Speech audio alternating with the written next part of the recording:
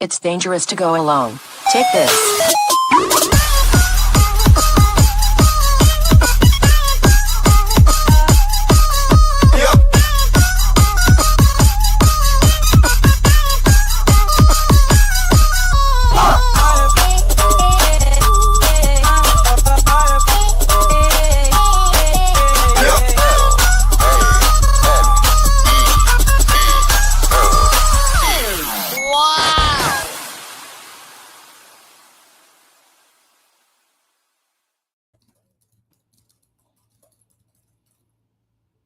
And welcome to the realm of geekdom. This is nerd breaking news. We are here for the last day of CinemaCon, but I think this is the most exciting day of CinemaCon.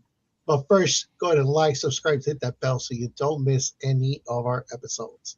So let's go ahead and jump in. We're going to go ahead and start off with the biggest one, which was the upcoming projects for Disney. But specifically, we're going to be talking about Avengers Doomsday. So there was a trailer that kind of came out. Nothing got leaked, unfortunately. So we don't have any images of there, but we do have like a description of what happened, where we see Doctor Doom coming in to the mansion of the X-Men. We start seeing a little scrimmage between them going off, and then we get a glimpse of pretty much of like Shang-Chi versus Gambit, the Wakandans, and the Fantastic Four meeting up. We see Mystique changing into Yelena. We see Johnny and Sue. The kid's favorite character, Namor, is there as well. No, So Lord. this is gonna be a very interesting one. So let's get your reactions to what has been leaked. So we'll start with you, kid. That's pretty cool. Everything you just named for me is it was also Thor and Captain Rogers, right? Steve Rogers, their interaction, Yes. and there was a lot of hoopla as it pertains to them because remember this, according to the Russo brothers, this takes place directly after Endgame. I want to see how that fits into the timeline. I want to see how the Russos, which we have to give them credit, right? They did the best MCU film, The Winter Soldier. They they have a track record, right? They did The Winter Soldier. Correct me if I'm wrong. The Infinity War, Endgame. I think I'm missing one more. Oh, and Civil War. You're 4-0. While I don't like all the films, I'm not the design audience for that. They're 4-0. They could talk all the crap they want. They are undefeated in comic book movies. They have the cachet to do whatever the hell they want with this film. How they're going to introduce the old X-Men, the Fantastic Four, Namor, who shouldn't be in this film, the Black Panther, all these characters, the MCU people, all of them together. They have the benefit of the doubt. We have to trust the story.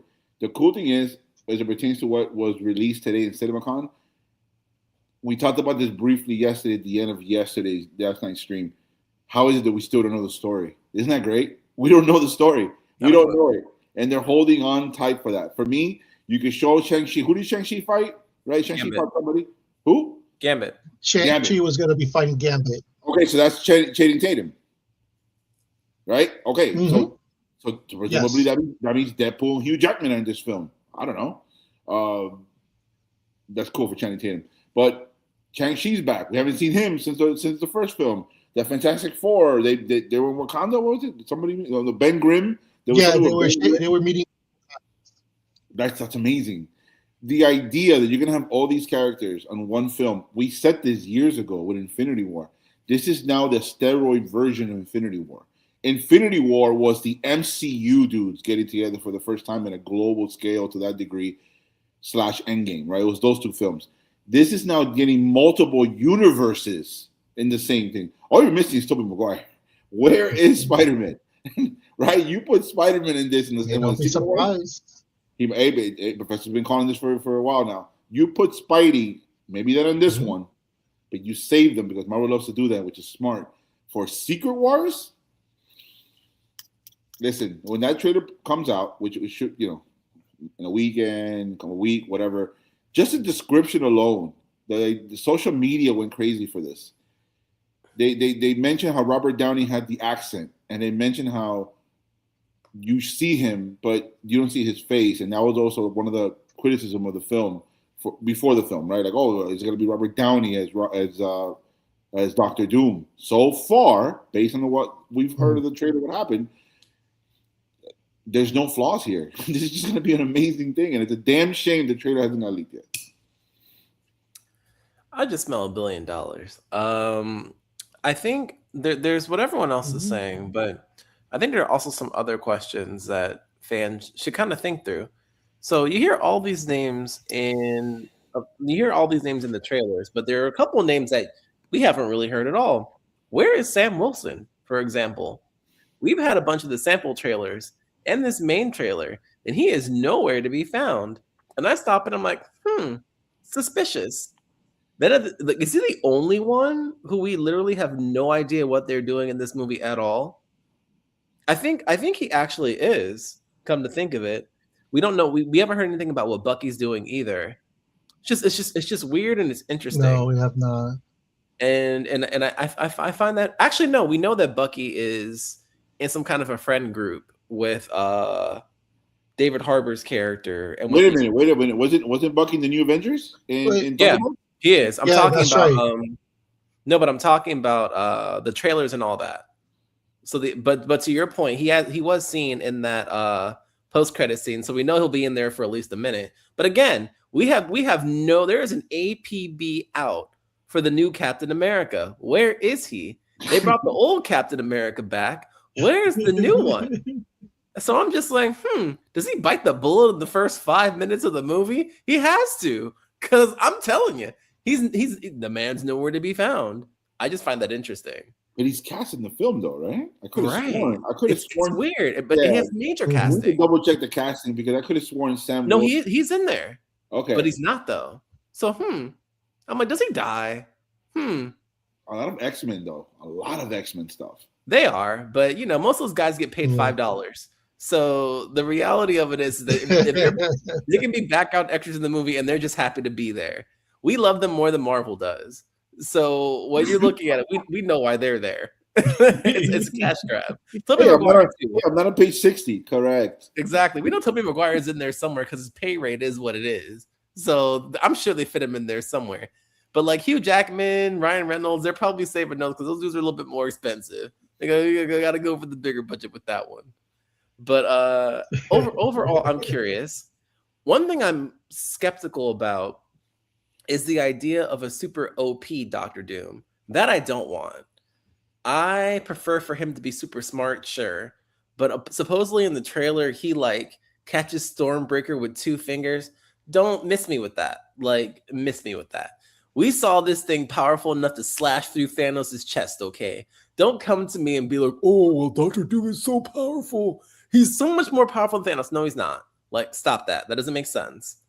So that's interesting because that's interesting you mentioned that point because to the popcorn dudes who are going to eat this up, the Marvel slop, the blind fans, not the objective fans, they see that on the trailer, Professor, and the first thing they're going to say is Thanos who, right? Correct.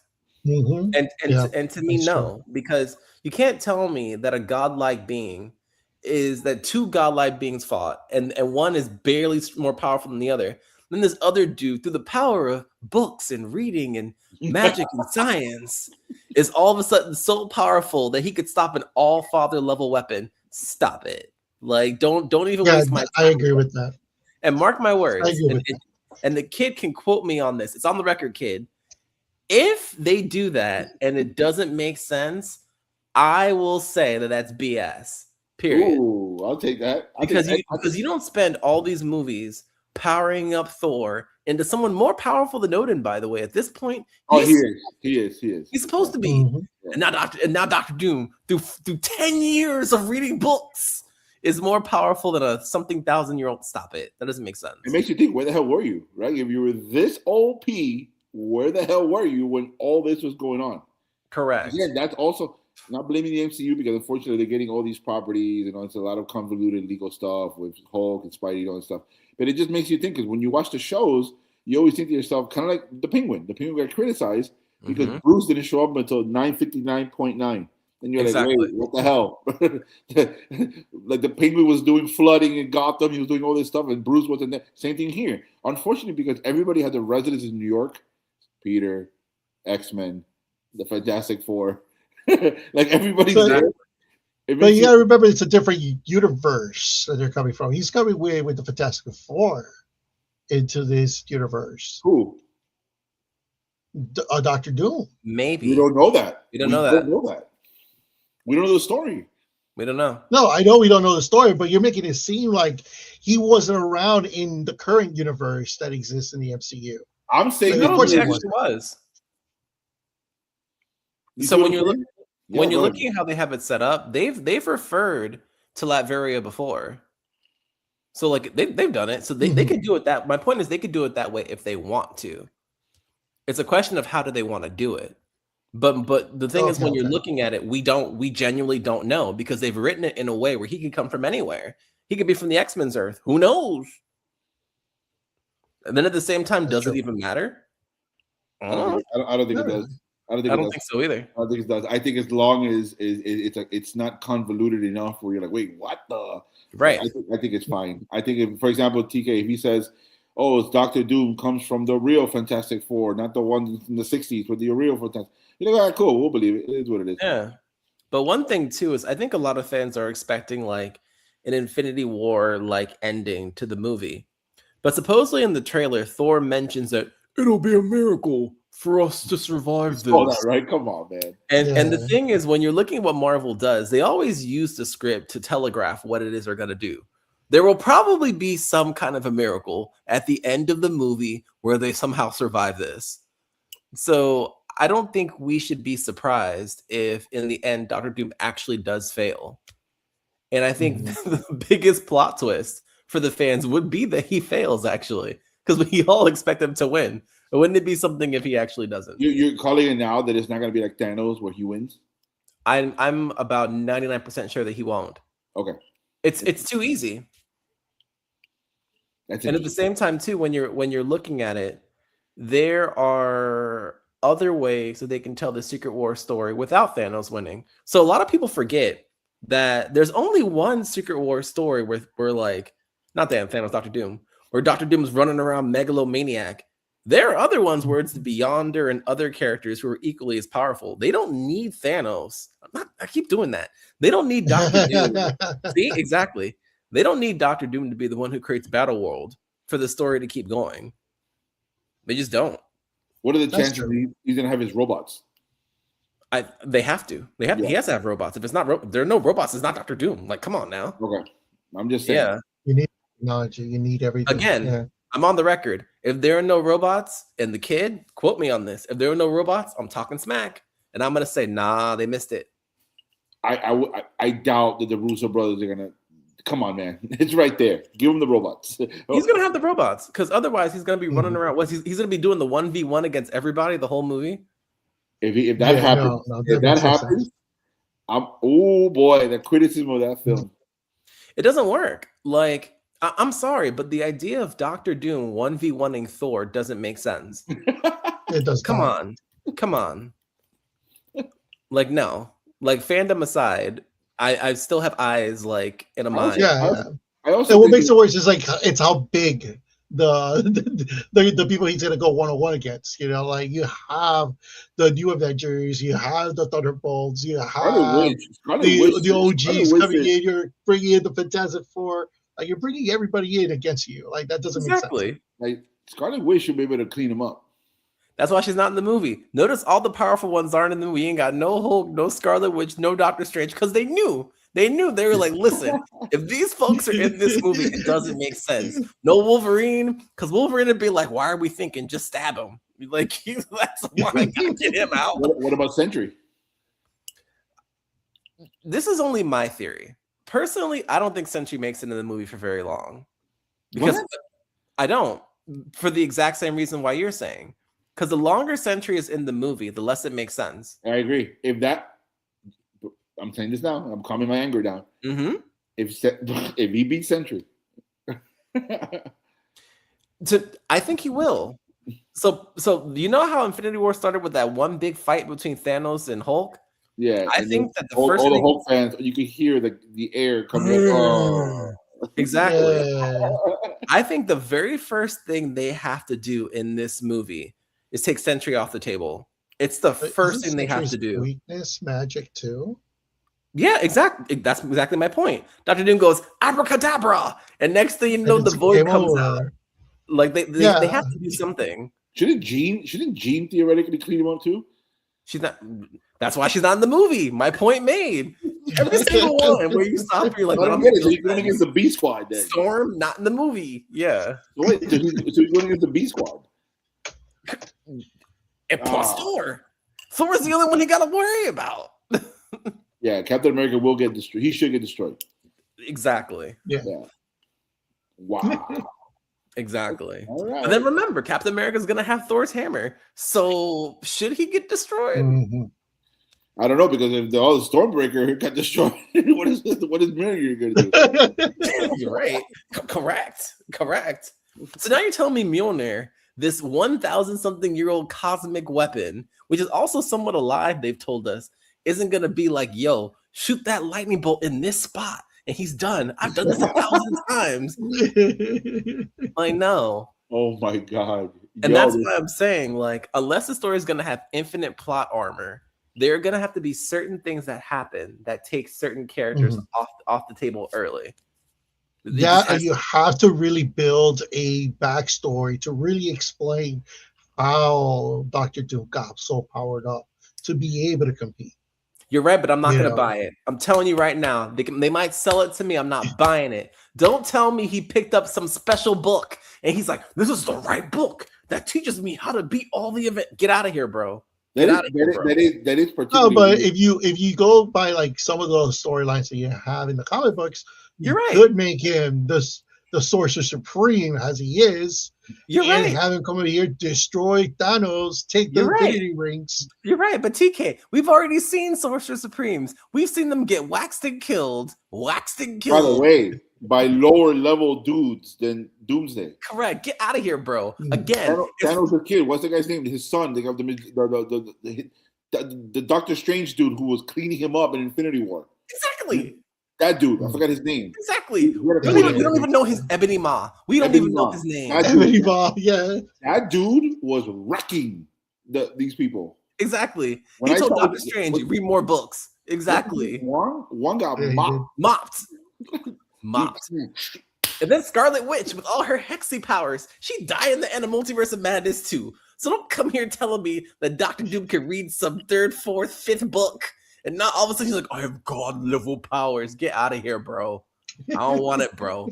Even if you absorb Loki's powers, maybe I'll give you 5 minutes with Thor. Maybe you can last 5 minutes.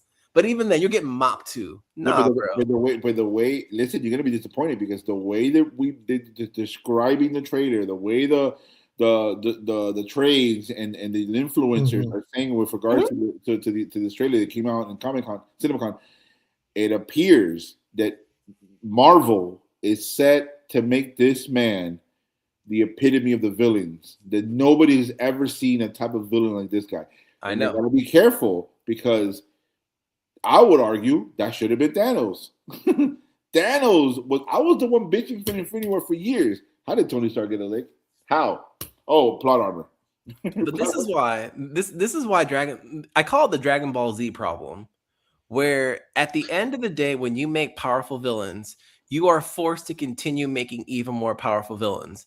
And at a certain point, none of it makes any sense. No. Because you get to a point where a character is so powerful when they go, the planet explodes. Like Dragon Ball Super. How many people in Dragon Ball Super were like, hey, I'm not messing with that guy. I'm good. But Dragon Ball Super, that's a perfect example. Dragon Ball Super to me is the correction of the idea, because in Super they said, you know what? All this, the power scaling is so off the map. We gotta make it multiversal now. They gotta be in some other dimension fighting, because if they're fighting on Earth, one punch and the planet blows up, and that'll make no sense. Yeah, I agree with that. Wow. So to me, with Doomsday, like, if they make him more OP than Thanos with the Infinity Gauntlet, then what's an Infinity Gauntlet? Ooh. That doesn't make sense. I don't want to hear no crap about the Beyonder's powers are so far beyond the Infinity Gauntlet. Bro, we spent 20 movies 20 movies on that gauntlet. Then you tell me there's some metaphysical force that we've never heard of before. No. What's the old school line? If you're special and the other guy's special, then everybody's special. So it means nobody's special, right? George Carlin said it perfectly. Exactly. If this guy's OP, then what's Thanos? Exactly. And then even so, if you make him so OP, what comes after Doom? What they gonna do after? Ooh. So when they come up with Magneto one day, Magneto pops up. Oh my God, he's more powerful than Doctor Doom. Then that makes Magneto more powerful than Thanos. That'll make no sense. No, because Magneto, he's one of my all-time favorite villains, but he has limitations. Not in the MCU, because if they go ahead and they make him more powerful than Doom, there are no limits, bro. The limit doesn't exist. So look, Thor throws the hammer. Magneto goes, no. And Mjolnir just crumbles apart again. What also hurts Dr. Doom's argument, to your point, Professor, what also hurts his argument is that he's been historically mocked by the Fantastic Four. Numerous times. And the Fantastic Four are regarded as one of the worst scrubs in the history of the MCU. Historically. I'm not saying they are. I'm saying they're regarded. Oh, I'm saying they are. They are trash. Carry on. What I'm saying is, if those 4 D-list dudes can mess up an alpha monster like this guy, Scarlet Witch should be able to be like, who's this guy? Exactly. And then understanding that Doctor Doom's real value to Marvel is as an anti-hero. After you make him godlike, how do you nerf him back down and make it make sense? You can't. Yeah, so no, that's true. So again, this is where I'm skeptical. It's the power scaling. I don't want to see him doing no dimension warping. Don't miss me with that. What I want is Ozymandias from Watchmen. Someone who's just so smart. The heroes are like, oh, yo, we don't know what to do with this. Don't do that. Don't do that. I'm doing it. Because Watchmen is the greatest comic book story ever told. And Doctor Doom is supposedly the greatest. I was told he was the greatest comic book villain ever. We gotta have no, now you're going too far. I don't know who the hell said that. Listen, Ozymandias is a one-time story. Ozymandias is way better than Doctor Doom. Way better than Doctor Doom. Because he's one for one. He's one for one. That's what it is. He's at 100. He's got 100%. To your point, yes. But again, we've got 50, 60 years of 60 years of Doctor Doom stories. They have an obligation. And here's my thing. We got to have standards and expectations around here. They have an obligation. Then you got Robert Downey Jr. playing this character, okay? Don't let these people out there, don't let these people take your money and give you a bad movie. No. We all as nerds need to have standards for what we will accept. And when you have 60 years to build a character, there is no excuse to put something on that screen that is not as good, if not better, than what Alan Moore did with Ozymandias. They should be able to do it. If they can't do it, they failed. And we need to be able to say that. It's Robert Downey Jr. And yeah, we joke about Robert Downey Jr., but he's still Robert Downey Jr. The man can act. No, we don't. I mean, we joke about him like in the sense of like, effing around, but the guy's clearly a legendary actor. Like, yeah, we're gonna discredit Robert Downey. Again, for the MCU fans out there, look at Robert Downey pre 2008, and he actually did better work there than the MCU. He actually acted. And he was just him being Tony Stark. It was like, hey, the camera's not even on. That's who he is. Exactly. He made Tony Stark. Basically, that's how good of an actor he is. But that's a hell of a point, though. That if this is an L, if the story's bad, and you bring back Robert Downey, where does Marvel go? You imagine, right? Oh but to me, the standard's even higher than that. It's not even just about it being an L. If we're talking about grade school grades, anything less than a 92% on this test is unacceptable. When you really look at it, when you look at the money, I just can't see that. I can't see that. I'm a DC guy, and I can't see the Marvel S's up this much. I can't see it. And now, obviously, recent history has said the MCU has been trash. Okay, but you got the Russo brothers back. You got Robert Downey back, and that's what I'm saying. And what I'm saying is, don't let them put all these people in here, give you something that's it's just okay. Then people start going, oh my God, it's amazing. When we all know that it's not. Because Marvel fans, and I can be a slightly delusional Marvel fan myself, but I'm not a liar. like no, when a thing is bad, And the thing is that for something like this, we need to have the highest standard. We do. Because when you're looking at it, they don't put every damn X-Men in here. Spider-Man might be in here. They have unleashed the Kraken to get our money. They need to give us a product worthy of our money. Yeah. And if not, we need to throw it away and get rid of the whole thing and never talk about these people again. Here's where there's a dichotomy of the situation. You have the Marvel slop idiots who will slop anything Marvel has. We're not going to talk about them. They're over here. To be fair, every fan group and every fan base, every franchise has those idiots. DC has the same thing. DC has the same thing. The James Gunn people who came out last year, dude, I was objective. I saw it and I gave it a C. I respect it. There's two different sides. There's the slop people over there, and there's the objective, like you two guys are, and be like, we're here because TK's been saying this for a while. What the hell is the story? What is the story? Last year we saw 3 bad films of MCU. 3 bad films. That's in a row, by the way. It wasn't even like some of them were okay. I like Thunderbolts. I really like Thunderbolts. It's one of my favorite ones. Okay, but the first one with Anthony Mackie, we don't talk about that. Correct. Anthony Mackie. The fact that Anthony Mackie gets a continuous paycheck by Marvel and to be able to go one-on-one that's with the why I'm so sure they killed him off, because they said there's nothing we can do to make you worthy of that money. You gotta go. Oh my God, TK, I forgot about that. He went one-on-one with the Red Hulk. What are we doing? What are we this doing? Is what I'm talking about. This is what I'm talking about. Red Hulk should have said, "Who's talking about? This is what I'm worried about." And then what was it? The shield, right? The actual wing thing was blocking shots from the Red Hulk. Mm-hmm. Listen, how was he? And the reason it was because of vibranium. Shield? That doesn't make sense. But here's the thing. I think it makes sense that the vibranium could absorb it. But how can his arm absorb the vibranium? That's my thing.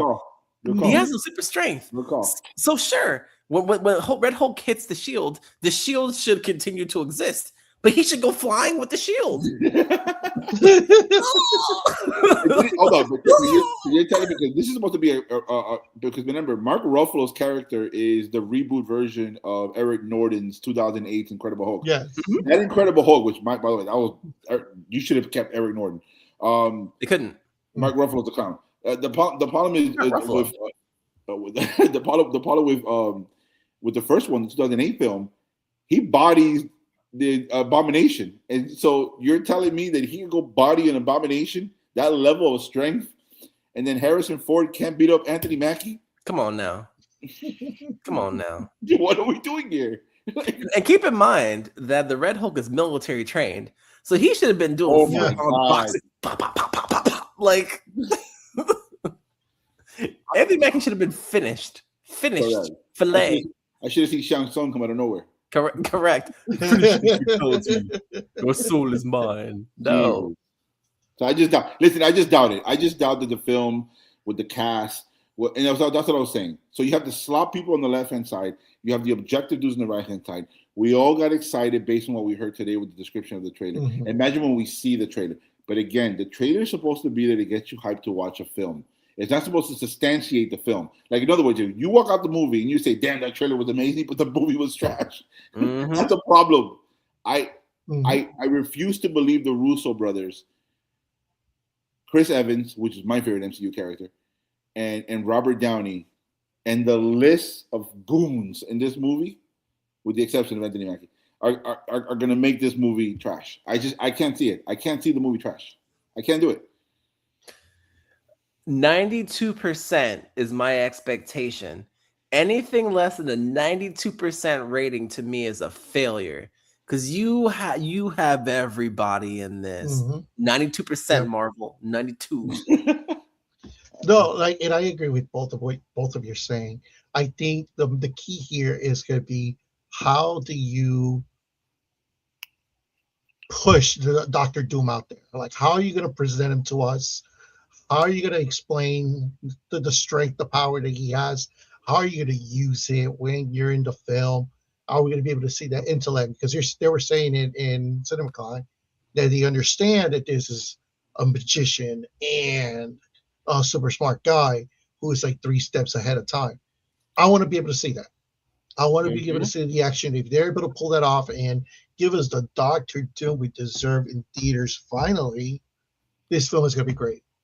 But like the professor said, if you don't explain it, you just have Doctor Doom come out and just taking everyone out. No hustle, like no explanation why. It's gonna suck. Mm-hmm. Yeah, I just don't see it. Don't play with me, Marvel. Don't play with me.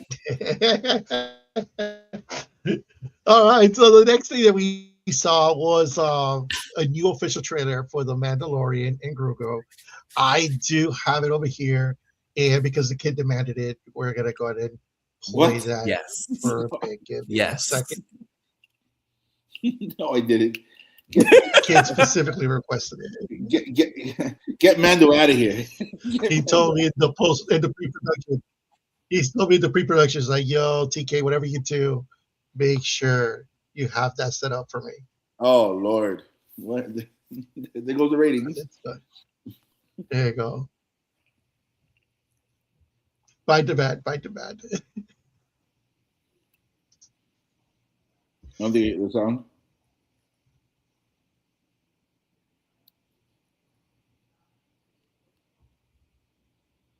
Yeah, there's no sound. I don't know if I hear it. There's no sound? Nah. Oh my God. Apologize about that. Let me add it again. It's crazy. Why wouldn't it have sound? They set it up for that.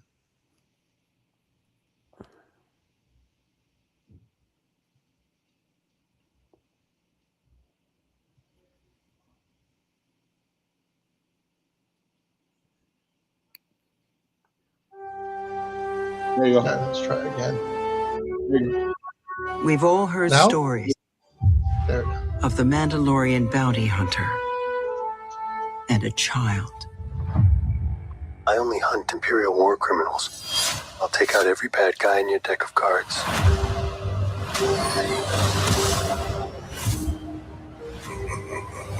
This isn't about revenge. It's about preventing another war.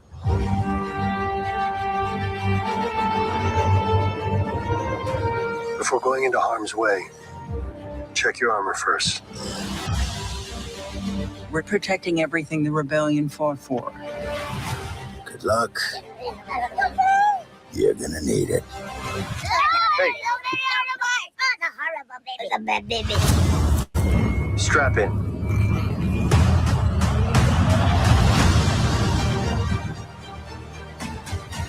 We need a professional.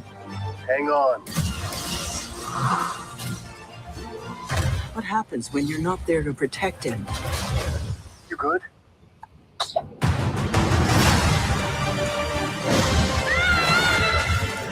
I'll be right behind you. Go. Go! Mandalorian, you will suffer. Then it will be his turn. Monsters. The old protect the young. And then the young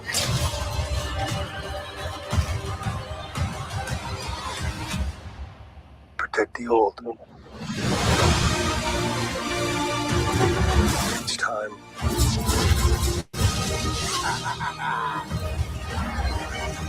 Are you scared?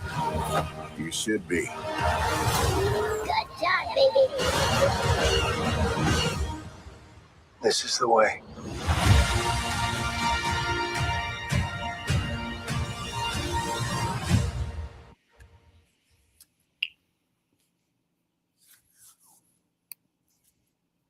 I'm going to completely contradict everything I just said. So the bar for this is in hell. I don't care what the story is. I'm there. I'm probably going to see it 2 or 3 times. It is what it is. What? It is what it is. What are we doing here? It is what it is. You just destroyed potentially the Russo brothers I did. and Dr. Doom. I did. And you're gonna come back and say on this trailer, I did. the bar is so low. Yep. We don't give a damn about the story. Yep. We don't care about it. It has Pedro Pascal and Baby Yoda. I'll tell you why. I'll justify why. We need. We all need to touch gloves and agree on something regarding these Star Wars movies. Most of them are terrible. Let's No, be they are. honest about something. No. With They are with the exception of Rogue One, it has been trash. trash. When you look at the TV shows too, some of them have been okay, but some of them have just been bad. We were waiting years for Kenobi. Kenobi sucked. Ahsoka was okay. The Acolyte I liked. Boba Fett. Oh Lord. Boba Fett was just bad. That was just bad. Some of the seasons of Mandalorian weren't good, okay. But every time Grogu goes on screen, you stop and you're like, it's Grogu. it is what it is. And if we're all being honest, and I think we all know it's true, the present and the future of Star Wars is the Grogu character. Love it or hate it, it is what it is. What? How can you disagree? Unfortunately, I agree. How can you? I don't think there's any way you can disagree. That's the future of Star Wars, baby. 100%. Get me out of Star Wars. You might be out. Star Trek, save me. You might have to go to Star Trek because the reality of it is that that's it. It is the only concept that they have created that has somewhat unified the fan base. Every concept they've created afterwards has been somewhat divided. It is the only thing that the majority of Star Wars fans across generations agree on. That's fair. Everything else we disagree on. So the reality of it is, that's what it is. It what was sells. That? It sells. And the thing, It sells. so the thing is, it's better that they take their product that sells and they develop actual characterization into it. So you do need Grogu movies. You have to have Grogu movies. There's just no way around it. Eventually, that thing's gonna have to talk. Eventually, it's gonna have to grow up. Eventually, it's gonna have to have friends. And as we have kids, and those kids get older, this is the character that they are gonna grow up with. Love it or hate it, they're not gonna know or care who Luke Skywalker was. It is what it is. That two things could be true. You're right factually about what you're saying. I'm not disputing that. I think you're 100% right. Star Wars has been divisive, has been divided, Disney has ruined Star Wars. Disney has made Star Wars so bad that we look back at George Lucas' trilogy and we're like, it wasn't that bad. It's so bad. We look at the prequels and they're classics now. Yeah, correct. We look at episode one. We look at episode one. We're like, damn, that Jar Jar. I don't know. No, episode one's still trash. Correct. But when we go to these boys, when we go to Solo, when we go to what these people have done, it is utter. They exposed and they exploited Star Wars, and I get it. You got a big money. You paid $4 billion for it. I don't argue the business aspect of what they're doing with Star Wars. It's awesome. What I'm arguing is, if Baby Yoda is the future of Star Wars, which you are business-wise correct, you're 100% correct. That means this is not the Star Wars of 20 years ago. Clearly, it's not. But what I'm saying is, and you just almost said it, that they exposed it. I don't think it's that Disney broke Star Wars. It's that they exposed it for what it actually is. And Star Wars isn't Marvel. It's not DC. If we're being honest, it's an entire franchise and IP based really around one character, and that's Luke Skywalker.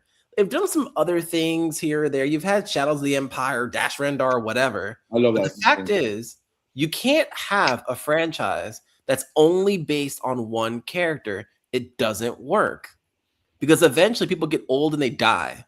So the thing is, unless they're going to continuously recast Luke Skywalker and do the adventures of Luke Skywalker over and over and over again, or only tell stories of his ancestors or his descendants, there's not much they can do. And the thing is, when you're looking at the things that Lucasfilm was working on, they were working on a Coruscant series for like 15 years, and they couldn't crack it because that's how much of in a jam they were because of how they built Star Wars. All of it is too Luke focused.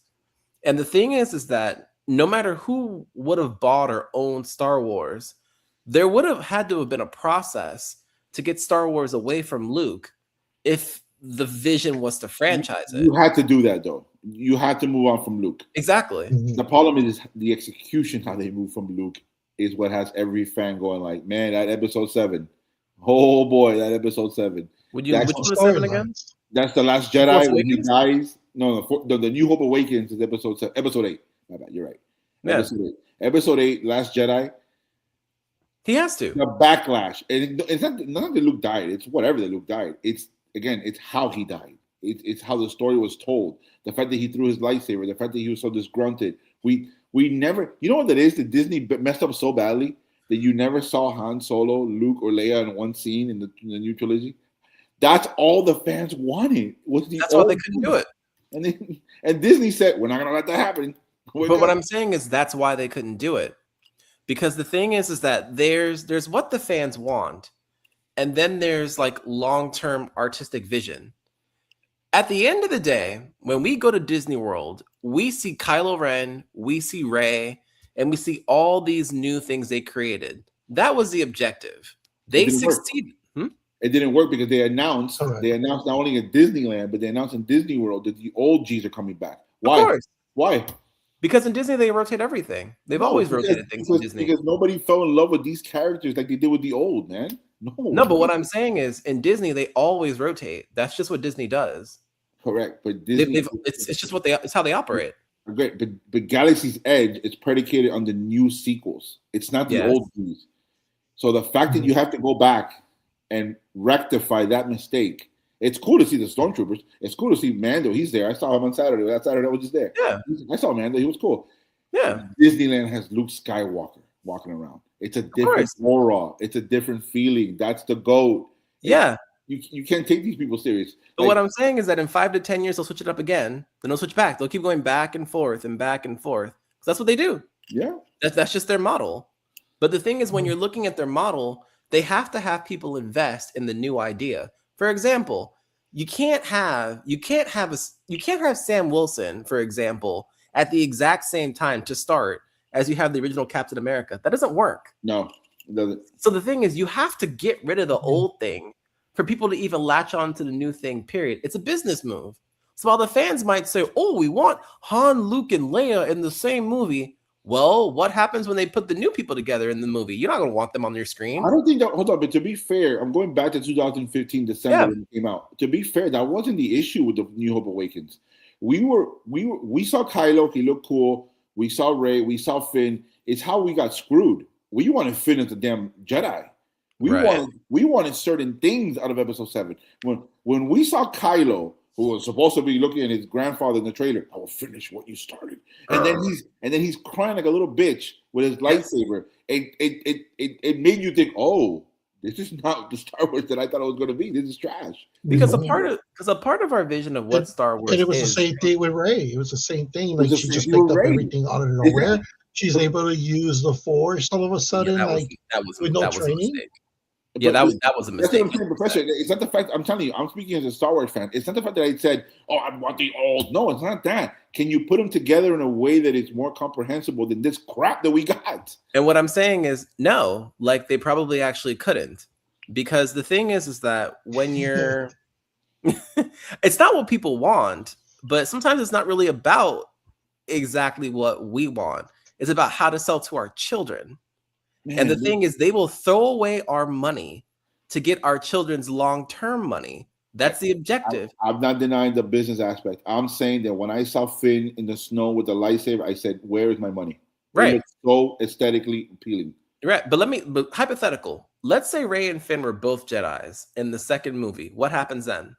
I don't know. Who cares? I got what I wanted. Finn is a lightsaber. You're right. But what happens? You say, I don't care. I got what I wanted. I don't want to see Rey with a lightsaber. That's what happens. So then the Rey character goes straight to the garbage. But the thing is, the Rey character, with the exception of the young females who I love the idea they came to be Star Wars fans. That's what Rey brought. That's her legacy. She brought females, which is great for Daisy Ridley. Unfortunately, the writers screwed her. She got screwed by the writing of the damn film, not Daisy Ridley. Because the further it got, Snook, I want to die in this hill. When Snook was cleaning her up in the last Jedi, the same hill. That Star Wars, that was like, all right, what's gonna happen here? And then strike your true enemy. Everybody and their mother knew who the hell Kylo Ren was referring to. Except Snook. Snook. You can't make that up. And then again, I didn't realize that Leia Organa was born in Krypton. I didn't realize. When she got in space, Jay, she made a U-turn in space. You can't defend that. That's so bad. So you caught that it was a Mary Poppins reference, right? Yeah. So why did they reference Mary Poppins? Who were they appealing to? Disney. No. Who were they appealing to? Girls. All of it is about girls. Why? Why is all of it about girls? To get more money. Because they need their money. Yeah, to get more money. So, but the thing is, at the end of the day, what I'm saying is, rather than it being good or bad, look at it as a process. And what you were looking at was a transitionary process for them to be able to bend Star Wars away from how boys imagined it to be in their childhood. Because the fact is, we all imagine Star Wars completely inaccurately. We look at it as a whole thing of good and evil. But if you turn your childhood brain off and you look at it again as an adult, you realize that the story is about a whole different kind of thing than you thought. For example, Luke isn't as good as you think he is in the original series at all. You realize he's an arrogant teenager in the beginning. But even in the beginning, the middle, and the end, you realize this guy's an idiot. He's not even fully trained. He's like, I'm gonna go fight Darth Vader now. Now you lost your arm, bro. That wasn't very smart. No, and then Yoda's like, I told you.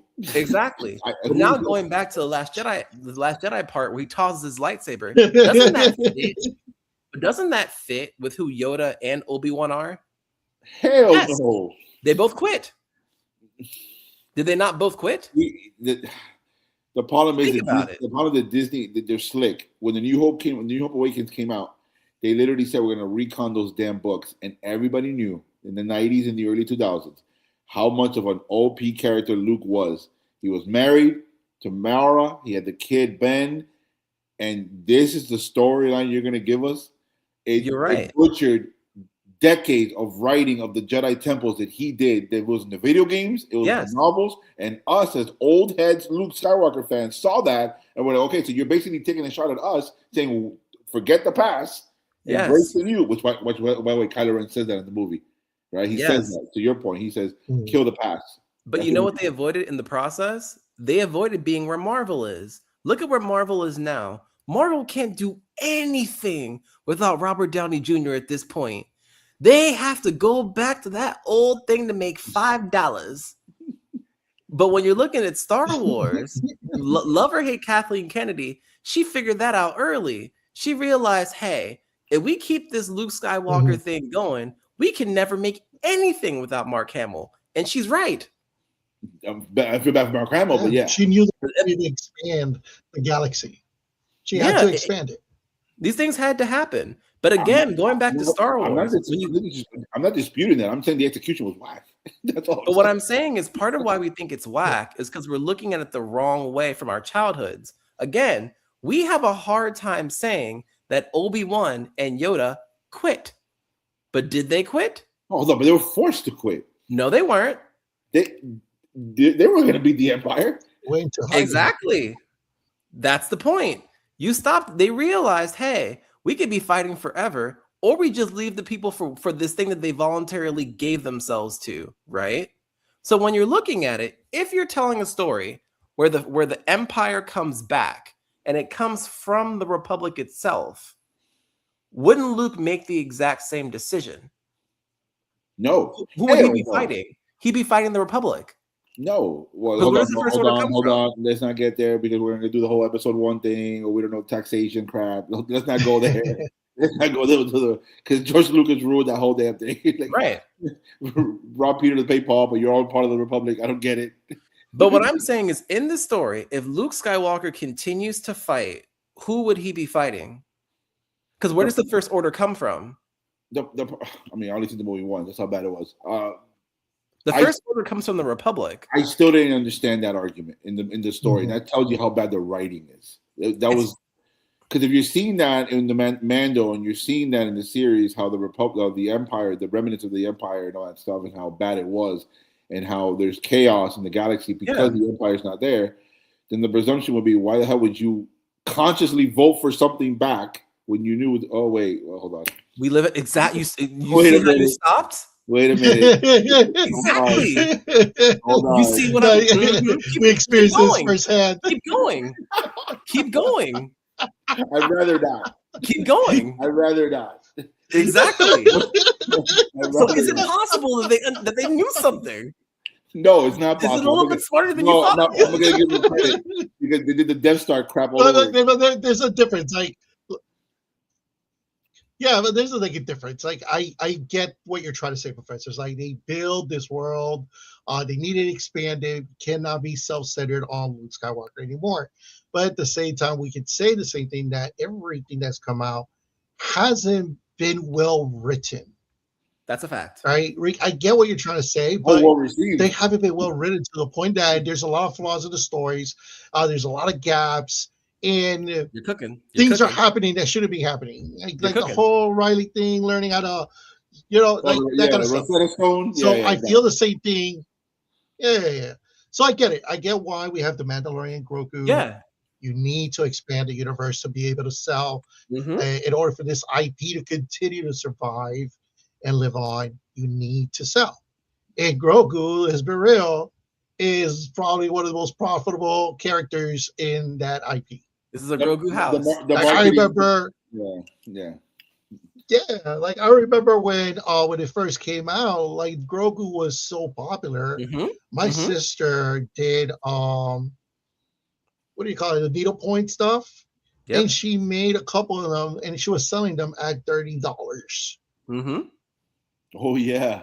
Mm-hmm. I would have bought them. Yeah. So definitely this is for, I believe this is a money grab.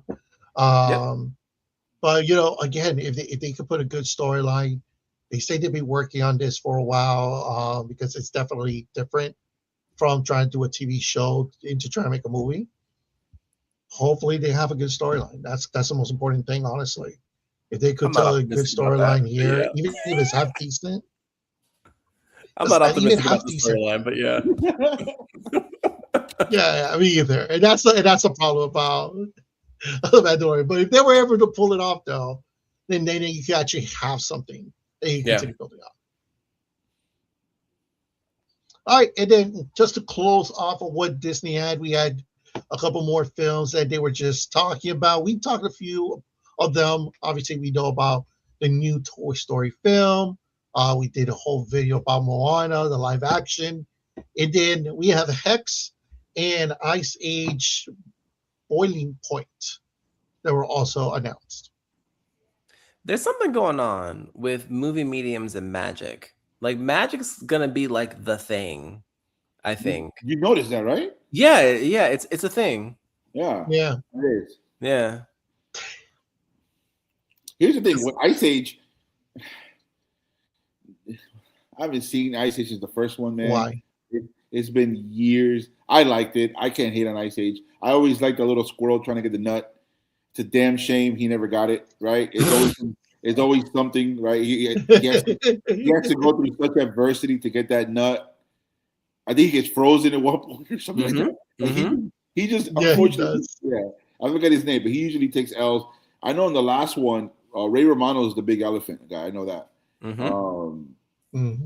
It's a good story, man. I'm glad it's coming back. I'm glad it's the professors are going to say the new generation. Good for them. Moana. Listen, we talked about that before in another video. Like, why do it? It's a cat. The animated one is way better. Toy Story 5. If you want a more in-depth description of what we think about Moana or the Toy Story one, go check out our videos on YouTube. We went into details when those two came out. Toy Story, it just keeps getting better and better, man. Everything they keep describing about that film, about Lily Pad and all that stuff, that's just, it's walking $1 billion film. Yep. Hex is is it Pixar or is it Disney? Right? I think it's Disney. It's Disney.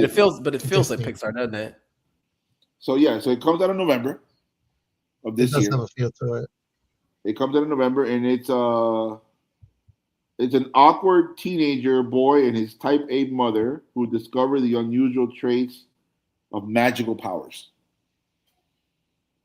That's the story. So we'll see what I don't think a trailer came out yet, but no, they were just showing some scenes here and there.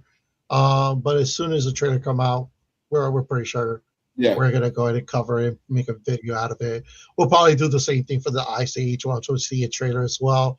So keep an eye out for those videos out there. So let's just go ahead and jump up and we go to the next section, which was earlier in the day. which were the upcoming projects for Paramount. So we'll jump right into the first one we are talking about in development. We don't have the Eagle here to talk about it. Top Gun 3 is in development. But what do you guys think about this? I hope Paramount has enough money to keep producing that money at that movie at that quality, because they're spending all this money trying to buy the WB. I hope Tom Cruise got his check. It's funny that you say that, because there were a couple of times that they kept saying, it's like, once we get the deal going through, we'll start working and producing this. I wish him well. I love part 2. I didn't think I was gonna love it. I loved it. Top Gun Maverick is so rewatchable. Such a great movie. I like it better than the first one. And I'm biased because I also loved Rooster, the guy who plays Rooster. Oh my God, what's his name? Forget, Miles Teller. Miles Teller. I've always been a fan of Miles Teller for about 10 years. I was very happy that he was the son of his best friend from part 1, Goose. If Eagle is here, he'll be slopping on this film more than Tom Cruise's kids. It's a walking billion. In light of part 2, it's a walking $1 billion film.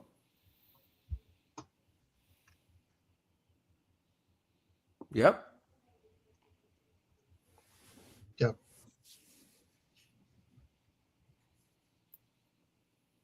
I can't. Here we go.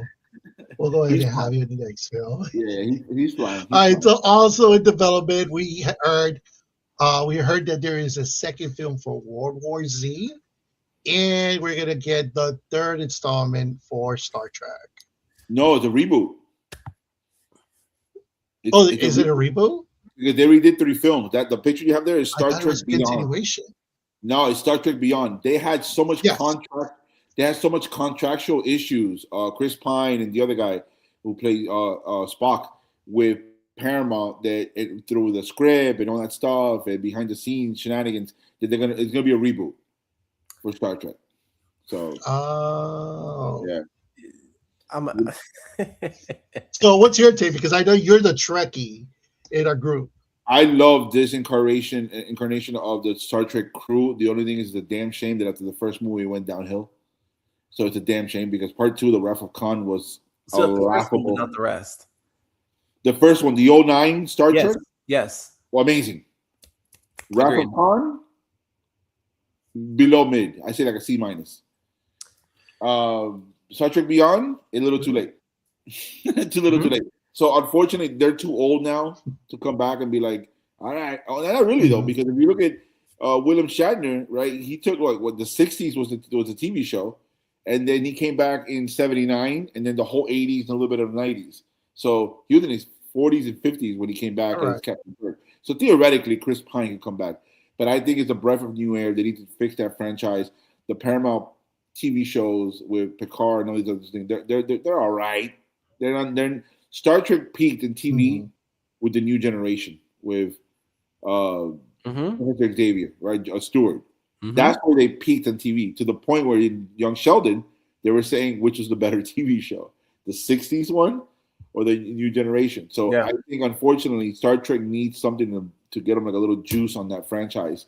And then with World War Z, my wife loves that movie. My wife loves World War Z. I don't like horror. I saw it and I loved it because it was a very unique zombie film. And then I just think that, considering how the first one ended, to refresh your memory, that if you're sick, you go walk through the zombies. They don't eat you if you're sick. I want to see how part 2 happens. Because all right, here's the problem. Have y'all seen 28 Years Later? 28 Days Later? No, 28 Years Later. No, I didn't see that one. After that, no other zombie movie exists. That thing is so epic. Holy crap. So to me, to do World War Z so soon after that movie's come out and cleaned up everything, there's unless they're going to add something new to that genre, they are wasting everyone's time. And it is exactly what it looks like, a money grab.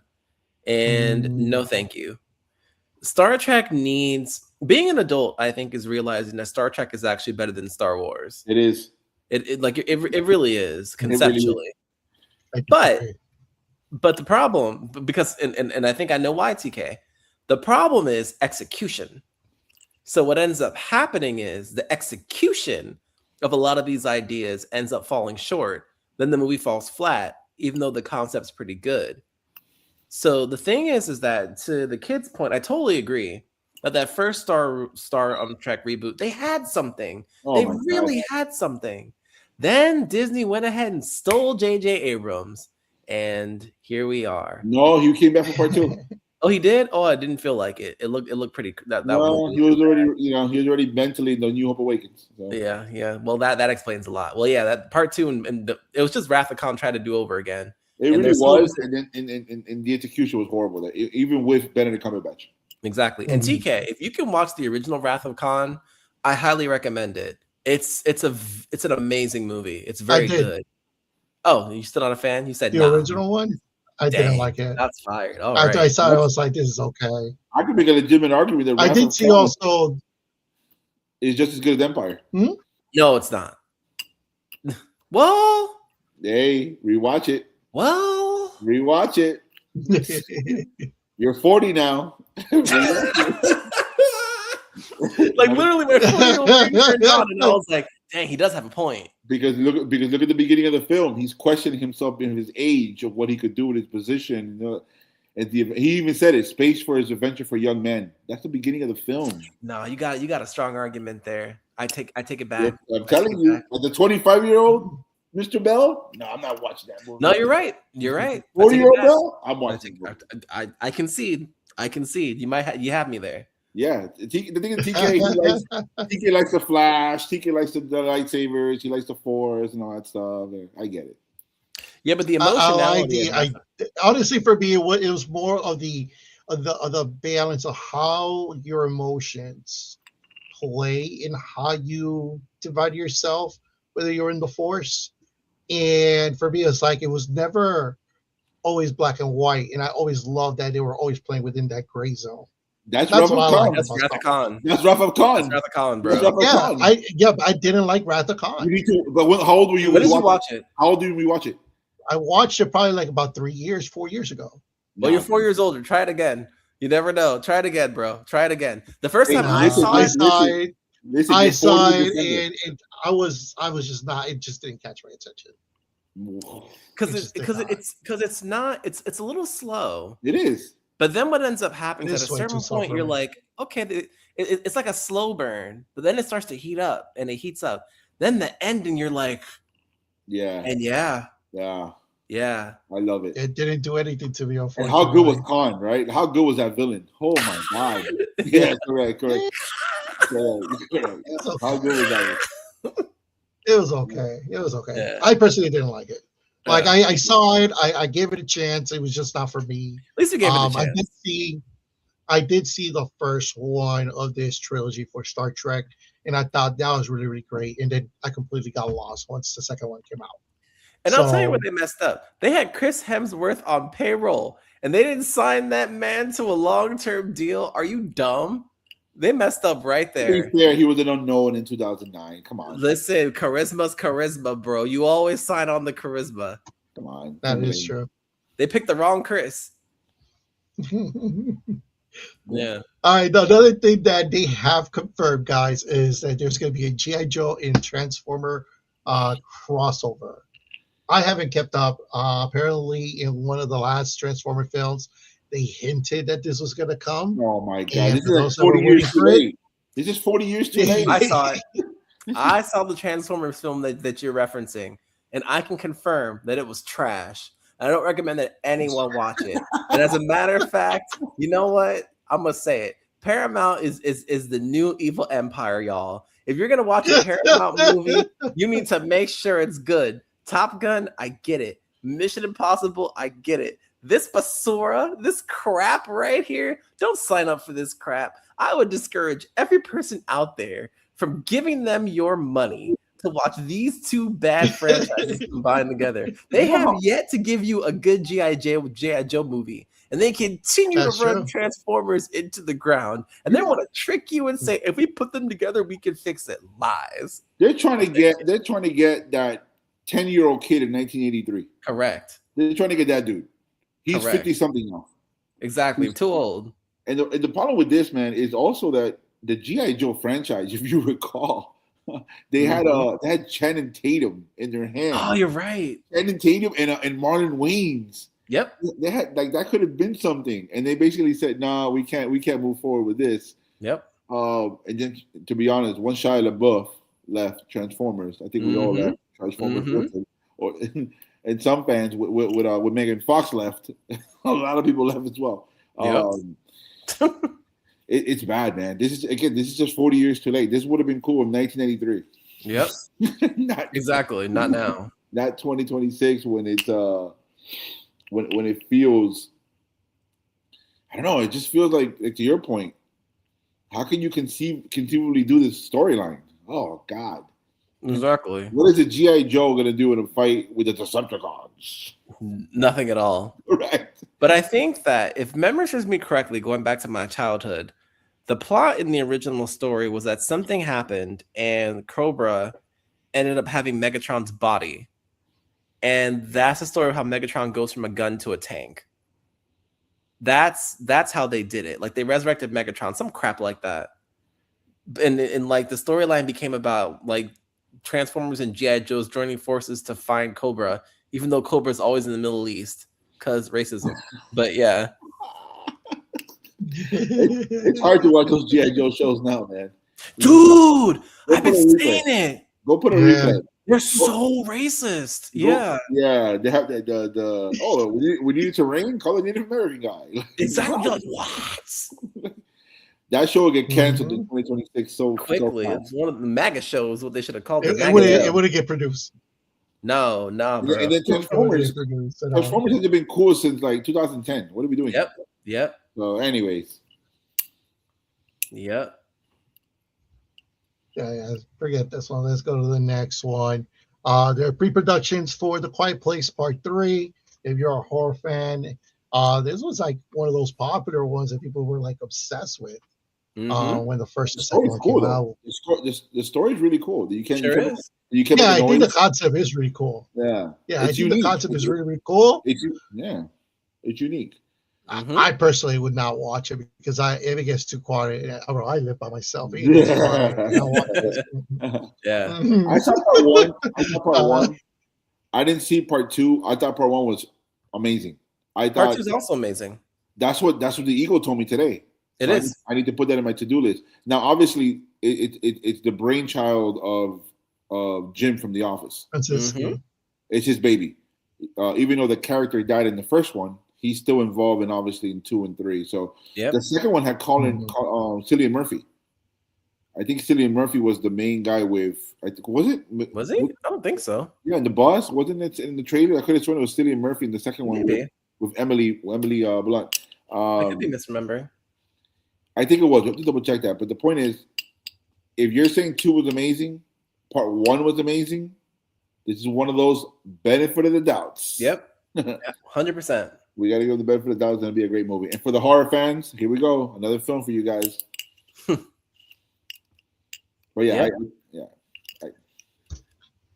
right. Cillian Murphy was in that second film. I verified. Good memory. I verified. So this should be good. Like if you like the first one, you like the second one. I have faith that this should be a good one as well. They also gave us a little first look at the new Sonic the Hedgehog film that's coming out. We bring back Jim Carrey as Mr. Robotnik. They showed us a clip of him at the end.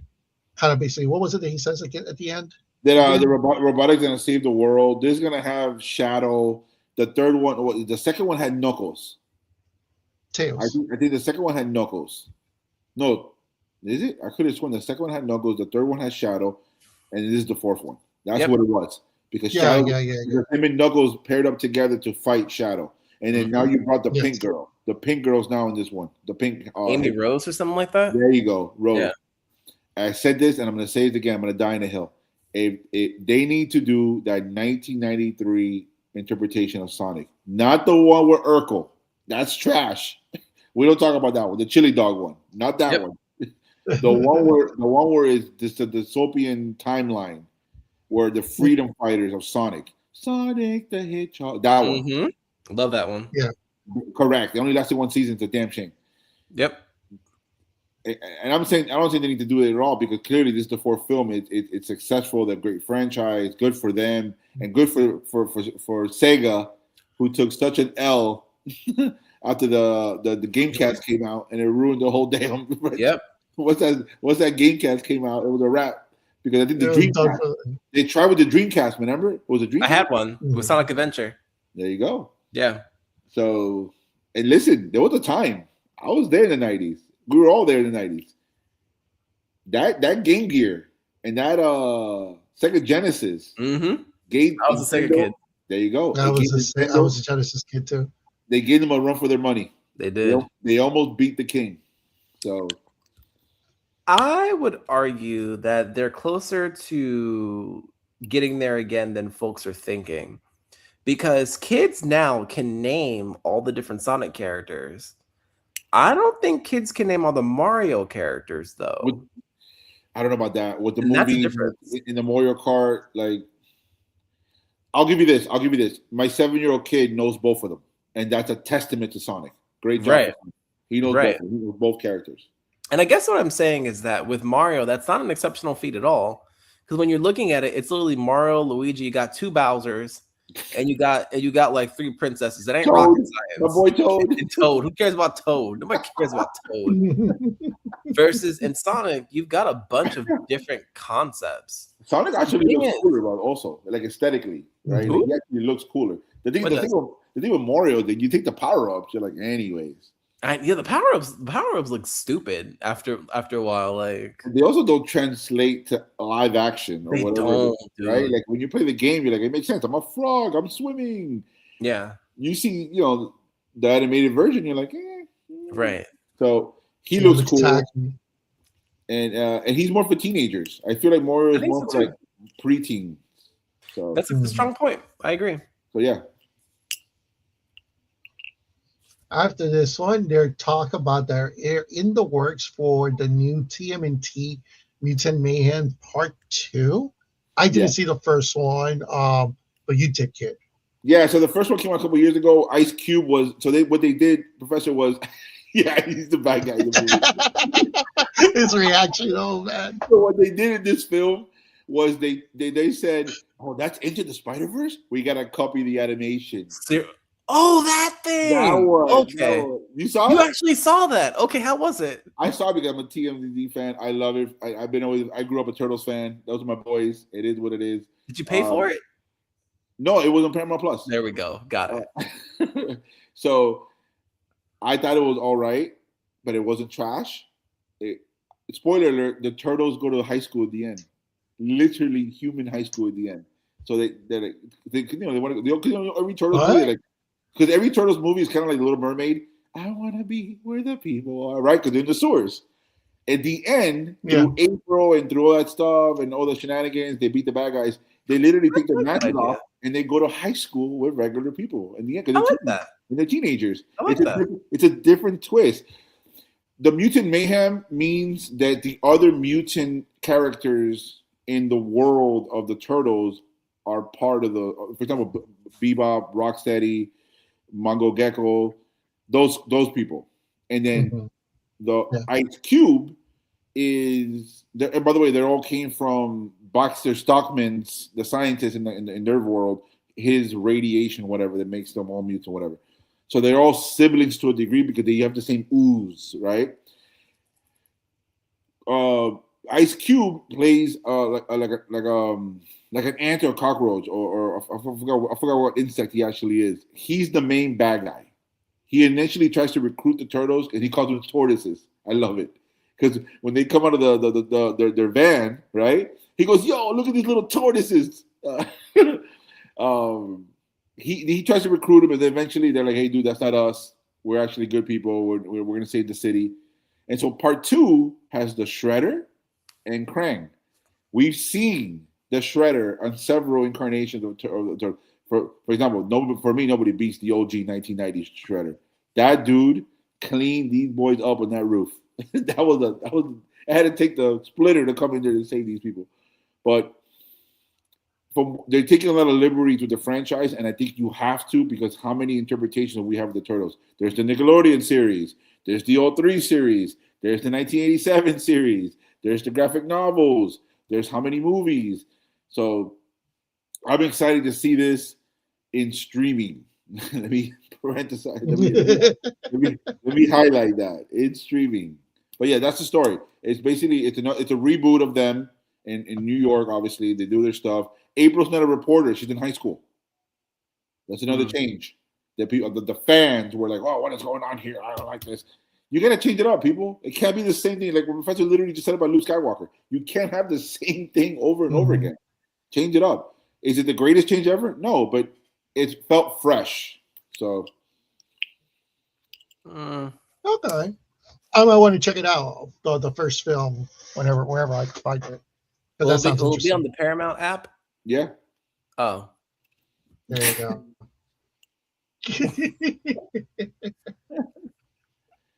All right, let's finish it up with the last one. This was one of the first news that came out. It is Street Fighter, and we have the trailer. So let's go ahead and get that trailer's long. Have we all played. already Just seen give me it? 1 second to verify everything works.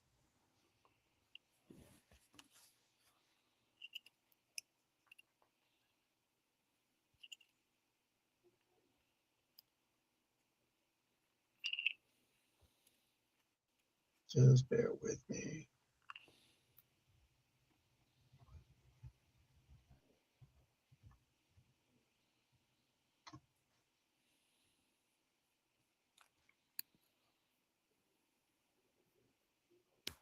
All right.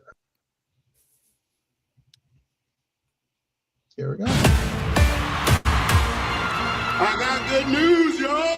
Gathered here are the world's best fighters. I won't deny it, I'm a street fighter. But only one of which will be crowned the world champion of street fighting. You win. Perfect. You're not a warrior anymore, you're a sideshow. What's up, MTV? I'm Ken Masters. This is your shot at redemption. Who are you gonna show? The path I'm on now is not one of combat. Maybe it's Ken's turn to be champion.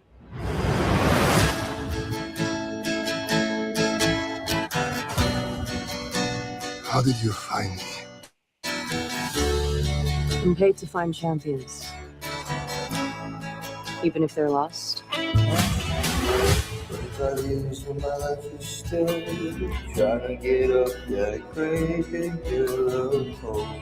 to see you, old friend.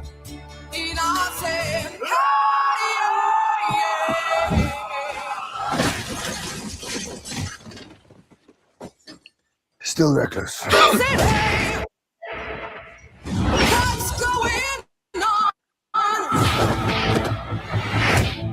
Sit down. This tournament is not what it seems. We have to be ready.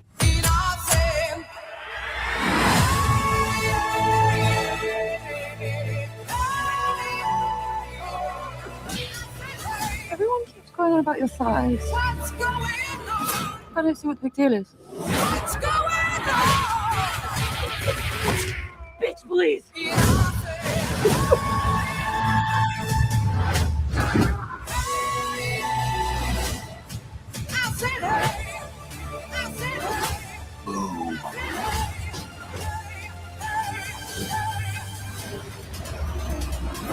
That was some abracadabra shit. Oh, what's going on?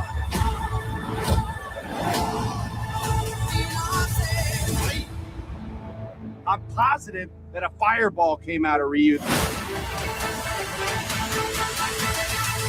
ahead, Ryu. Perfect.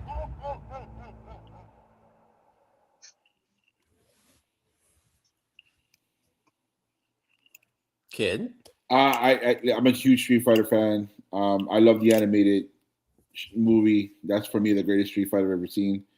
The one that came out in the early '90s, around the time the Van Damme movie came out, which was really bad, but it's a guilty pleasure for me.